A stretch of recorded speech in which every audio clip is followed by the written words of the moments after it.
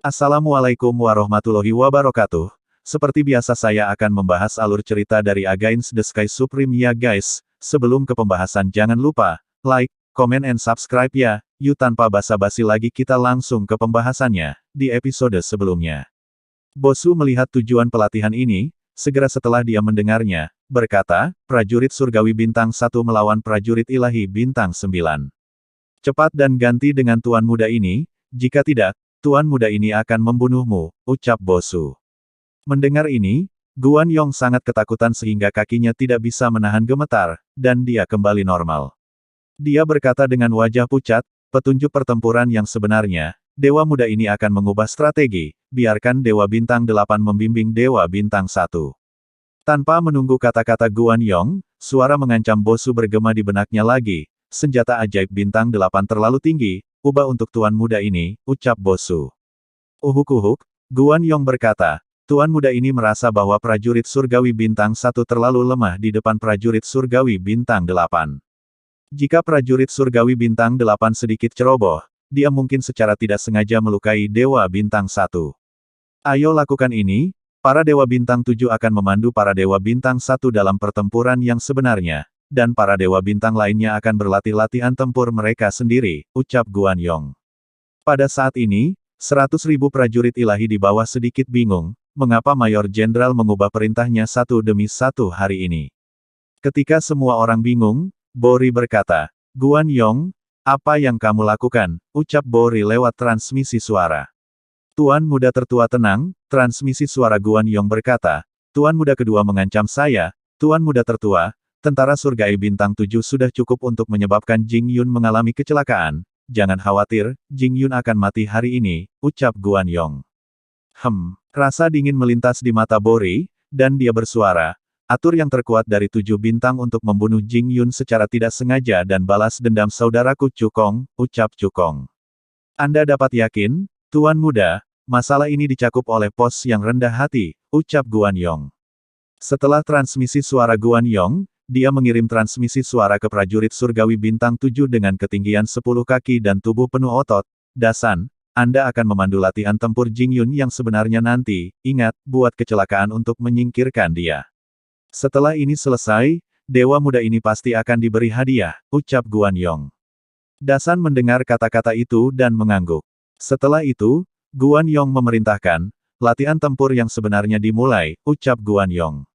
Segera, lebih dari 7.000 tentara bintang 7 berjalan menuju tim bintang 1.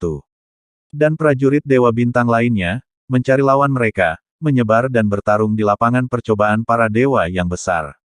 Wosh! Bori berubah menjadi bayangan, muncul di depan Bosu, dan berkata sambil tersenyum, saudara kedua, kita sudah lama tidak berdiskusi, bagaimana kalau kita bermain hari ini, ucap Bori. Sudut mulut Bosu mencibir, oke, ucap Bosu. Begitu dia selesai berbicara, Bosu memutar tangan kanannya, dan pedang guntur ilahi bermotif biru muncul di tangannya. Melihat pedang petir ilahi bermotif biru di tangan Bosu, Bori sangat marah, karena pedang ini adalah pedang dewa yang digunakan oleh Bai Feng ketika ia masih muda. Saya telah menunjukkan niat saya untuk menginginkan pedang ini di depan ayah saya beberapa kali, tetapi ayah saya akhirnya memberikannya kepada Bosu, ucap Bori di dalam hatinya. Bas! Dengan kilatan cahaya ungu di antara jari-jari Bori, pedang dewa ungu muncul di tangannya, menusuk ke arah tenggorokan Bosu seperti kilat. Setelah itu, Bosu dan Bori bertarung bersama dengan sengit, dari tanah ke langit merah menyala. Pada saat ini, Dasan datang ke Tan Yun dan berkata dengan suara teredam, siapa namamu, selanjutnya, izinkan saya menginstruksikan Anda tentang latihan tempur Anda yang sebenarnya, jika kamu menyerangku dengan seluruh kekuatanmu, aku akan menyesuaikan kekuatanku dengan tepat untuk menghadapimu. Jangan khawatir, saya tidak akan menunjukkan kekuatan saya yang sebenarnya, ucap Dasan, dia sudah mengambil keputusan. Selanjutnya, saya akan menemukan kesempatan yang tepat untuk membunuh Tan Yun dengan satu pukulan, ucap Dasan di dalam hatinya. Oke, Tan Yun tersenyum, tidak ada yang memperhatikan niat membunuh sekilas di matanya. Tan Yun memutuskan bahwa begitu pihak lain menyerangnya, dia tidak akan pernah menunjukkan belas kasihan. Ayo, kata Dasan dengan nada memerintah. Wosh! Tan Yun melompat dan muncul di atas puncak gunung, membalikkan tubuhnya, mengubah kaki kanannya menjadi cambuk, dan menariknya ke Dasan. Pada saat ini, suara perintah Guan Yong terdengar di benak Dasan, gunakan momentum untuk membunuhnya. Lalu kamu berkata, aku tidak menyangka Jing Yun begitu rentan, ucap Guan Yong lewat transmisi suara. Mendengar ini, Dasan mengangguk, tiba-tiba menghadap dengan menyeringai, dia mengirim transmisi suara ke Tan Yun, wah, jangan salahkan aku karena kejam, karena kamu menyinggung seseorang yang seharusnya tidak tersinggung. Pergi ke neraka, ucap Dasan. Boom! Suara guntur terdengar, dan kemudian, kekuatan menyilaukan Dewa Guntur meledak dari tinju seperti cakram, dan menghantam lengan kanan Tan Yun dengan seluruh kekuatannya. Dia percaya, dan ketika dia meninju, dia harus terlebih dahulu menghancurkan kaki kanan Tan Yun, dan kemudian membunuh Tan Yun. Tidak hanya dia berpikir begitu, tetapi Guan Yong dan Guan Zhan juga berpikir begitu. Di langit merah menyala, Bori yang sedang bertarung sengit dengan Bosu, terus melepaskan kesadarannya untuk menyaksikan pemandangan di bawah. Dia menemukan melalui indranya, bahwa Dasan menyerang Tan Yun, dan dia mengirim transmisi suara ke Bosu, saudara kedua, apakah kamu percaya, saudaramu yang baik Jing Yun akan segera mati, ucap Bosu. Bosu berkata sambil mencibir di wajahnya, dan berkata, saudara, saya tidak percaya, saya pikir orang yang meninggal bukanlah Jing Yun, tetapi Dasan, ucap Bosu. Dengan suara yang jelas dan garang, dan teriakan terengah-engah Dasan, saat itulah tinju kanan Dasan mengenai kaki kanan Tan Yun, itu berubah menjadi awan darah, dan jari-jari yang patah terbang bersama, dan tinju itu meledak. Pada saat ini, Tan Yun pura-pura ketakutan, melihat ke bawah ke Dasan, dan berteriak, minggir, aku tidak bisa menahan kakiku, ucap Tan Yun sambil berteriak. Tan Yun masih menarik kaki kanannya ke arah Dasan. Mengaum. Dalam menghadapi kematian, Dasan meraung, dan sementara buru-buru mundur dalam upaya untuk menghindar, dia mendorong telapak tangan kirinya ke udara, dan cahaya hitam keluar dari telapak tangan kirinya, berubah menjadi perisai dari atas telapak tangan kirinya. Perisai hitam pekat ini adalah artefak tingkat rendah tingkat keempat. Dasan mengepalkan perisai itu dengan erat di tangan kirinya, dan tiba-tiba, kekuatan yang melonjak dari para dewa guntur melesat keluar dari perisai itu. Boom! Selama kehampaan runtuh, Dasan mengepalkan perisainya dengan erat dan menghantam kaki kanan Tan Yun. Namun, adegan yang benar-benar membuatnya takut terjadi. Bang! Hancur! Di matanya yang putus asa, perisainya yang menghadap tendangan Tan Yun, hancur seperti keramik dan berubah menjadi pecahan yang beterbangan di langit. Tuan-tuan muda.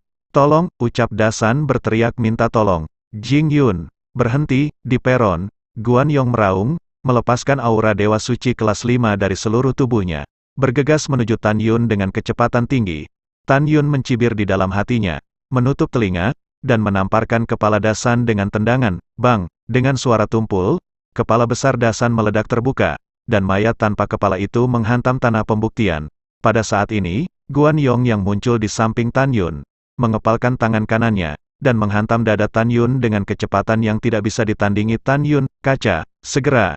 Dada Tan Yun runtuh.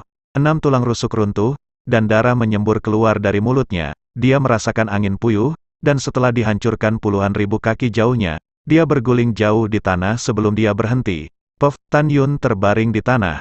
Darah menyembur keluar dari mulutnya. Tan Yun ingin berjuang untuk berdiri. Tetapi organ dalamnya terluka parah, dan lukanya sangat parah sehingga dia tidak bisa bangun. Saudara Jing Xian, di langit, Bosu sangat marah, menyerah berkelahi dengan Bori. Menukik, muncul di lapangan percobaan, mengambil Tan Yun yang terluka parah, dan berkata dengan cemas, saudara Xian, kamu bangun, saudara Xian, bagaimana kabarmu, ucap Bosu. Tan Yun sepertinya tertidur, dan dia bahkan tidak memiliki kekuatan untuk membuka kelopak matanya. Sialan, Bosu mengutuk dan memelototi Guan Yong. Tiba-tiba, fitur wajahnya berubah, dan berteriak, Guan Yong, aku akan menghapusmu hari ini, ucap Bosu.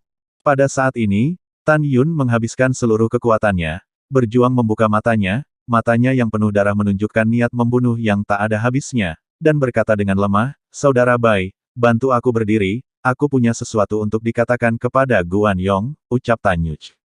Oke, Bosu mendukungnya. Tan Yun berdiri. Pada saat ini, 100.000 tentara ilahi menghentikan latihan tempur mereka yang sebenarnya dan menatap Tan Yun dengan kaget. Hal yang sama berlaku untuk Guan Zhan dan Bori.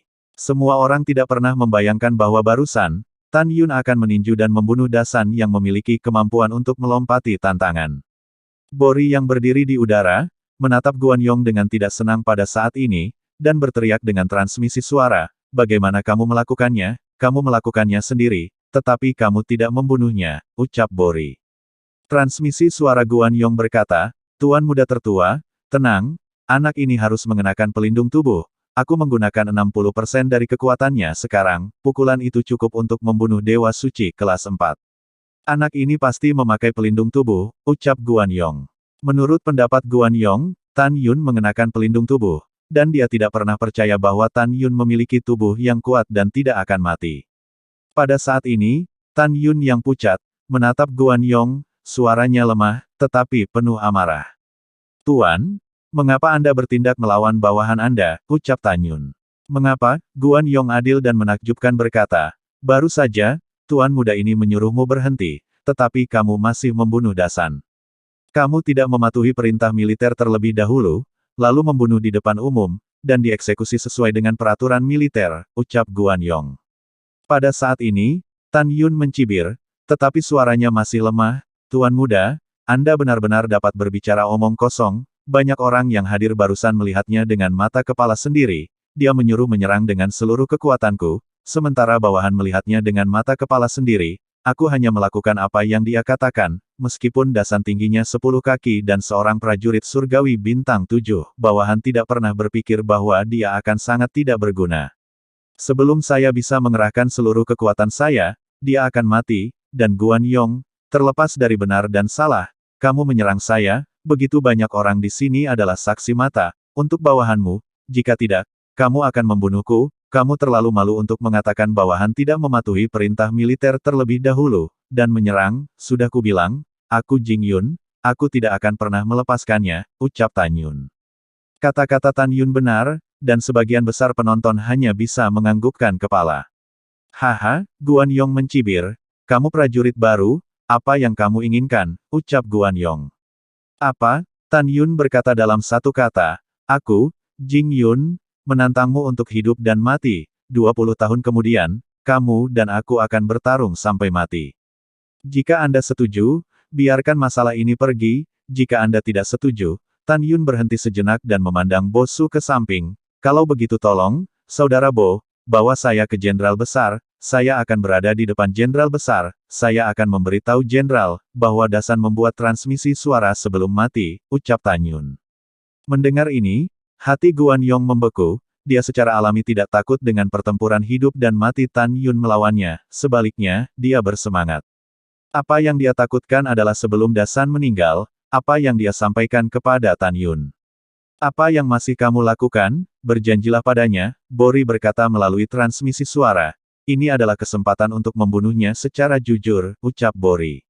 Mendengar ini, Guan Yong berkata dengan sungguh-sungguh, "Jing Yun, Dewa Besar akan mengambil peduli dengan semua peluang. Kami tidak menginginkannya, itu mengganggunya karena hal-hal kecil ini. Karena Anda menantang Mayor Jenderal ini tanpa mengetahui bagaimana hidup atau mati, Tuan muda ini akan menantang Anda di depan 100.000 tentara. 20 tahun dari sekarang, saya pribadi akan melakukan membunuhmu di depan umum," ucap Guan Yong. Pada saat ini, Bo Su mendukung Tan Yun dan berkata, "Saudara Xian, cedera Anda terlalu serius. Anda bisa jangan berlatih lagi. Aku akan membawamu untuk menyembuhkan lukamu," ucap Bo Su. Setelah itu, Bo Su membawa Tan Yun ke udara. Dia bangkit dan menghilang di atas tempat percobaan para dewa. Bo Su membawa Tan Yun kembali ke pavilionnya. Saat Tan Yun mengorbankan menara Ling Qiao, Sen Subing keluar dari udara tipis dan mendukung Tan Yun. Segera, gadis-gadis itu juga terbang keluar dari menara Ling Qiao. Tan Yun memandang para istri dan tunangannya dan tersenyum dengan enggan. "Kamu tidak perlu khawatir tentang aku baik-baik saja," ucap Tan Yun.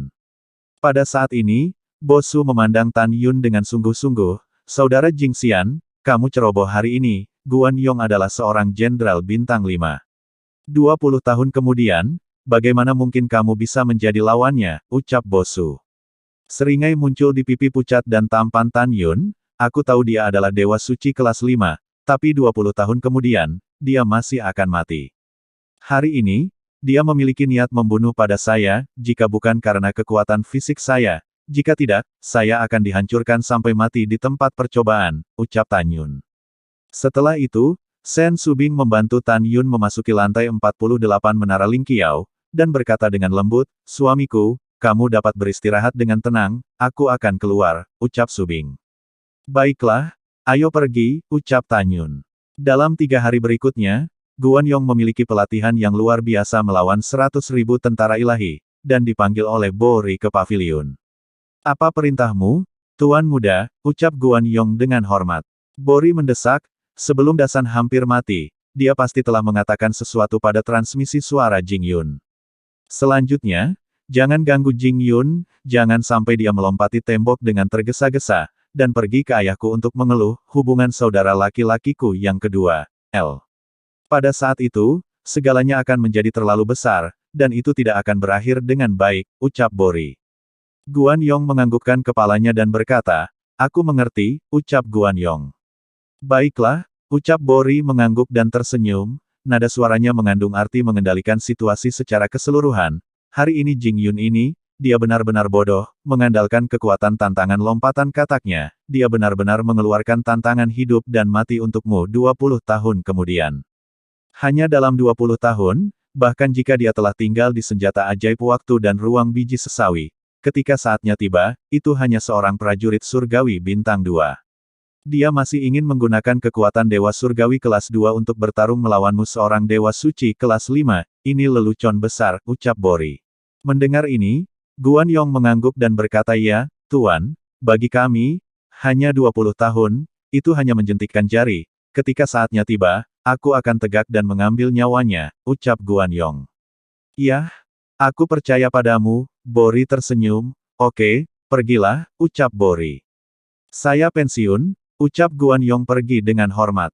Pada saat ini, Tan Yun telah pulih dari luka-lukanya, dan dia masih duduk bersila, memulihkan diri dan bersiap untuk pertempuran Dewa Perang dalam 12 hari. Dalam hal ini, Tan Yun tidak dapat menggunakan formasi pedang pembantaian Hongmeng, seni pedang pembantaian Hongmeng, tubuh hegemoni Hongmeng, dan 3 kekuatan supernatural lainnya.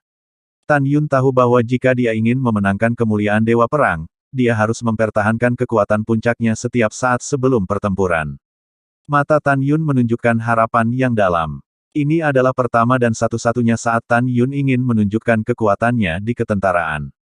Alasannya sederhana. Jika dia ingin mendapatkan kembali apa yang hilang di masa lalu, tidak ada keraguan bahwa pertempuran Dewa Perang adalah awal terbaiknya. Dia ingin menjadi Dewa Perang, dan dia ingin dihargai oleh para petinggi dan menggunakan kembali dirinya sendiri. Hanya dengan cara ini dia dapat naik ke posisi tingkat tinggi selangkah demi selangkah dengan kecepatan tercepat dalam waktu terbatas, dan kemudian mendapatkan lebih banyak sumber daya pelatihan dan meningkatkan kekuatannya. Pada akhirnya, mendekati balas dendam pada Ling Xia Tianzun.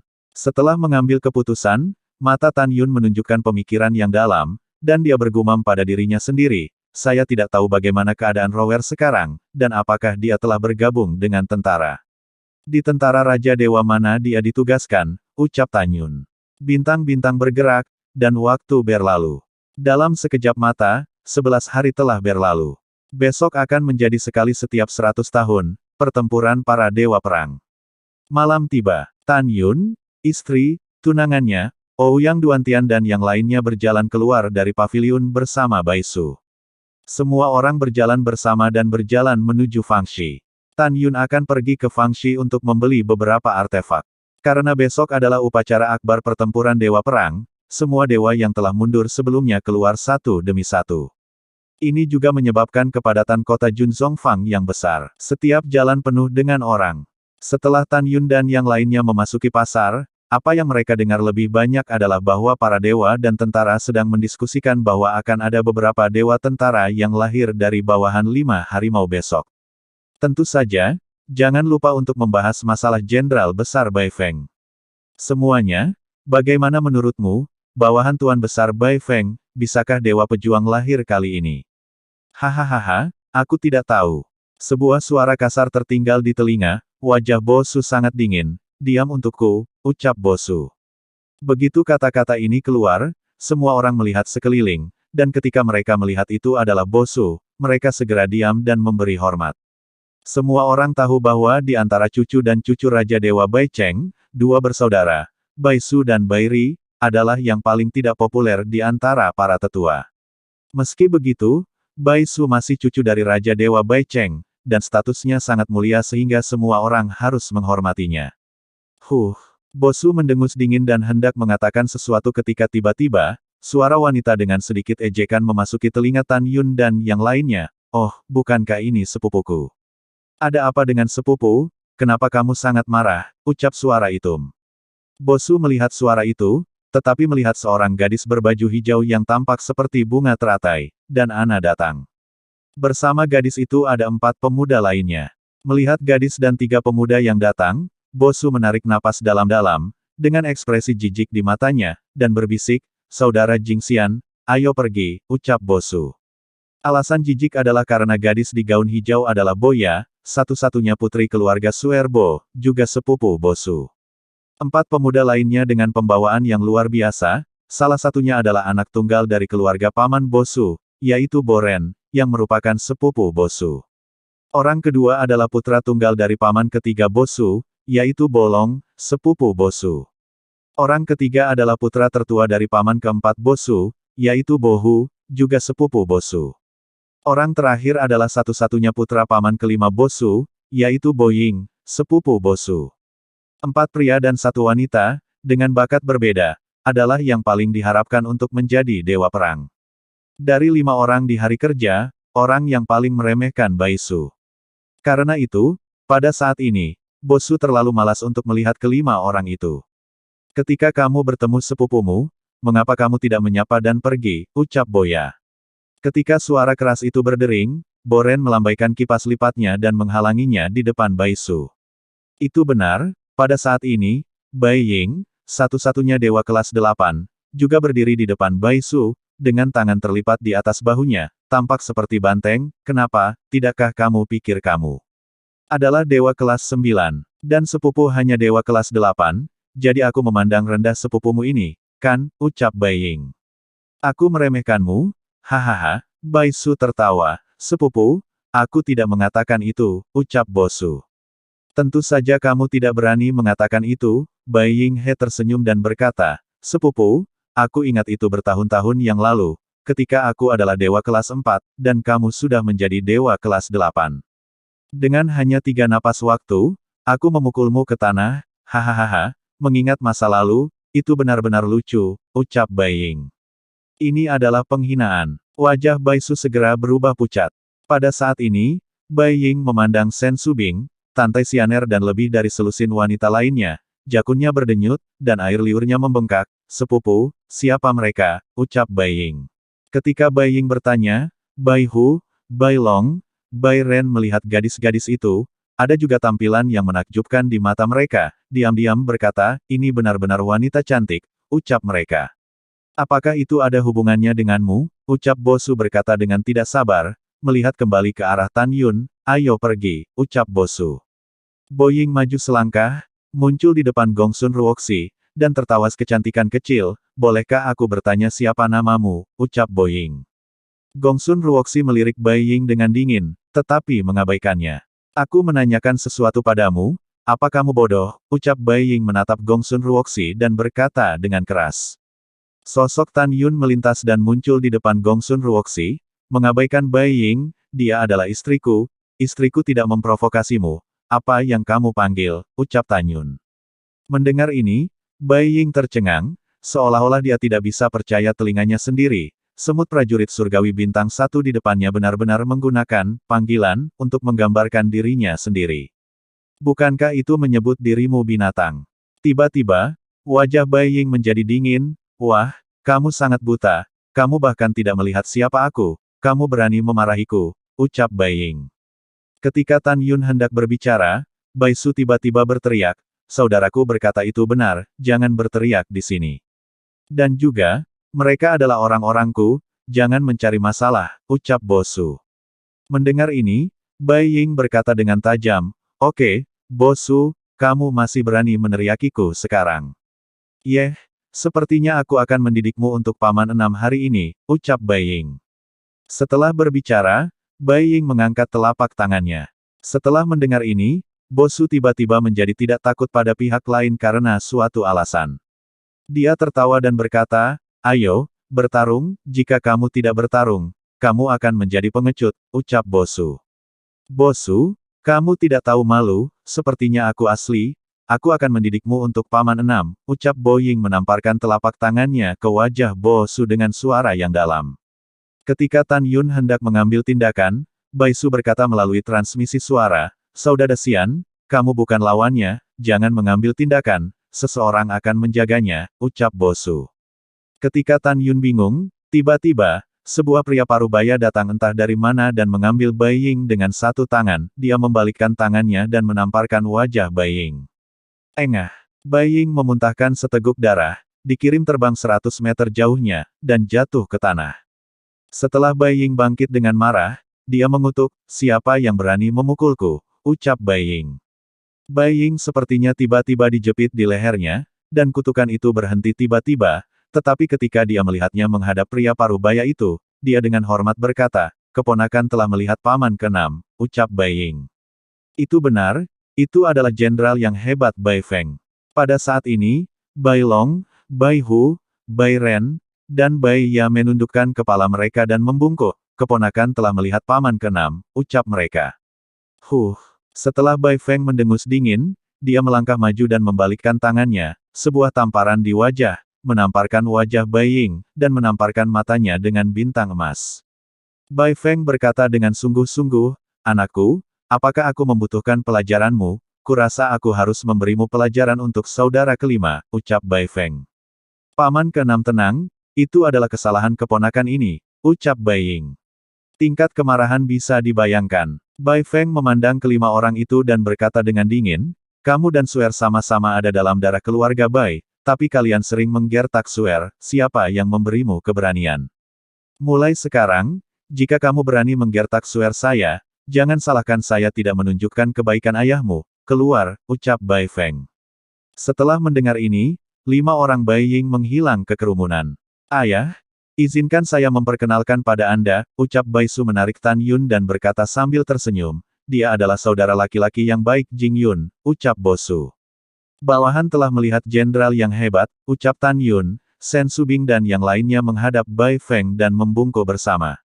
"Tidak perlu lebih sopan." Bai Feng menyelesaikan kata-katanya, dan berkata lagi, "Suer, kalian bisa berjalan-jalan, ayah masih ada sesuatu yang harus ditangani. Jadi ayah pergi dulu," ucap Bai Feng. "Baik ayah, kamu akan melihat Jing Yun besok. Untuk menghiburmu, dapatkan seorang prajurit untuk kembali," ucap Bosu. Bai Feng membenci besi itu bukan baja, menggelengkan kepalanya, dan berkata dengan transmisi suara, "Untuk kata-katamu, bisakah ayahku mempercayainya?" "Oke, apa yang harus aku lakukan?" ucap Bai Feng. Begitu suara itu jatuh, Bai Feng menghilang begitu saja. Kenapa kamu terus tidak percaya?" gumam Bosu. "Saudara Bai, siapa yang tidak percaya?" ucap Tan Yun penasaran. "Oh, tidak apa-apa," Bosu berkata. "Ayo pergi berbelanja, lalu pergi membeli artefak untukmu," ucap Bosu. Pada saat ini, Tan Yun tiba-tiba mendengar suara membunuh Bo Ying di benaknya. "Wah, kamu memarahiku hari ini, dan aku ingin kamu terlihat baik di masa depan," ucap Bai Ying. Menghadapi ancaman itu, Tan Yun tersenyum dan kemudian, mengobrol dan tertawa dengan gadis-gadis itu, mulai berbelanja. 1 jam kemudian, Hao Yue berada di langit. Bosu membawa Tan Yun dan yang lainnya ke sebuah toko bernama Shen Baoxuan. Penjaga toko, melihat Bosu, menjadi sangat hormat. Selanjutnya, Tan Yun memilih 2 artefak. Salah satunya adalah kapak dewa tingkat rendah tingkat kelima dengan atribut angin dan guntur. Yang lainnya adalah pedang ilahi tingkat rendah tingkat 5 dengan atribut angin dan guntur. Melihat ini, Bosu berpikir bahwa Tan Yun adalah bakat terbaik dari atribut angin dan guntur. Penjaga toko dengan hormat berkata, "Tuan Muda Jing memiliki penglihatan yang baik. Kedua artefak ini adalah yang terbaik di antara artefak kelas rendah dari peringkat kelima. Tampaknya Tuan Muda Jing tahu seni pemurnian artefak," ucap penjaga toko itu. Tan Yun tersenyum dan berkata, "Saya tahu sedikit, penjaga toko. Berapa banyak giok ilahi?" ucap Tan Yun. Penjaga toko tersenyum dan melambaikan tangannya, karena Tuan Muda Jing adalah teman dekat Tuan Muda kedua. Kedua artefak ini dianggap sebagai hadiah dari orang tua ini. Ucap penjaga toko itu. Penjaga toko tersenyum dan berkata, kalau begitu jual ke Tuan Muda Jing dengan diskon 40%. Totalnya adalah 12 juta batu giok ilahi berkualitas tinggi. Ucap penjaga toko itu. Bo Su berkata dengan murah hati, Saudara Jing Xian, aku membayar untukmu. Ucap Bo Su, aku memilikinya. Ucap Tan Yun memandang Sen Subing sambil tersenyum. Dalam ekspresi terkejut Bo Su, Sen Subing mengeluarkan 12 juta giok dewa kualitas terbaik dari cincin dewa dan membayarnya kepada penjaga toko, kakak Jing Xian. Aku melihatmu begitu kaya, ucap Bo Su cukup terkejut. Kemudian, setelah Tan Yun dan yang lainnya meninggalkan toko, mereka berjalan-jalan sambil mengagumi cahaya bulan. Malam ini ditakdirkan untuk turun menjadi 30 miliar tentara ilahi. Hingga malam tanpa tidur para jenderal besar, karena besok adalah hari pertempuran Dewa Perang. Lalu setelah itu, bagaimanakah kelanjutan ceritanya? Next di episode berikutnya ya. Wassalamualaikum warahmatullahi wabarakatuh.